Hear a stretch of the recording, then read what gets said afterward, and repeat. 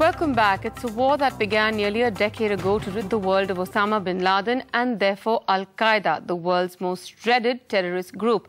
As US-led troops look for victory in Afghanistan and take the war across the border into Pakistan's tribal badlands, instead of victory, the fight against terror has only spread from the border into the rest of Pakistan and some of its biggest cities, with ordinary Pakistanis becoming daily victims of violence. I spoke to Pakistan's former Foreign Minister Khursheed Kasuri in Delhi earlier this week on his concerns for Pakistan's future and the imperative to resolve the Afghan war quickly in order to stop the spread of religious extremism inside Pakistan. In your assessment, is it a war that has already been lost? First of all, the very terminology, I think, is out of fashion, war on terror. And President Obama now talks of fight against extremism. When you're talking about the battle having been lost, you are probably talking in terms of how the American military described success and failure. India has a stake in Afghanistan's future as well.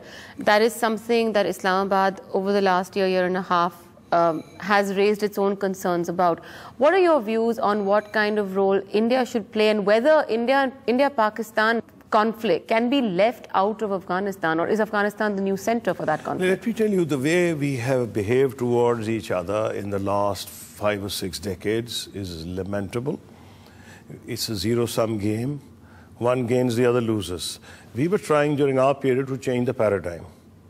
And once Afghanistan was in SAARC, that would have been an ideal opportunity for Afghanistan, Pakistan, and India to cooperate in the regional context, even if the understanding was not so great between them, that they could have a trilateral arrangement. If you ask me as a Pakistani, I can easily envisage a situation in which Pakistan will be the biggest gainer.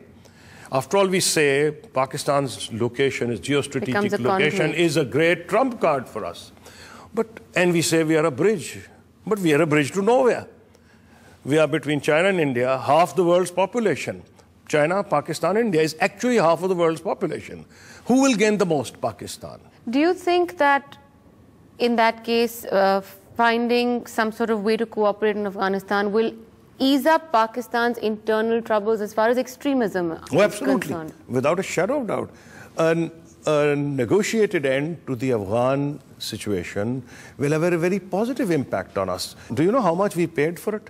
For 30 years since Soviet Union invasion of Afghanistan, we have been on the receiving end. All I'm trying to say to you is, yes, you're right, that if there is no positive end to Afghanistan, we are under great threat of further instability. We don't want that to happen. Internally, how does that kind of anger and discord turn into protests against people who speak out on reforming the blasphemy law, which we saw? Well, the society will become radicalized in every conceivable way. Hence, Pakistani's insistence, and we have been accused of playing a double game by the Americans when I was foreign minister.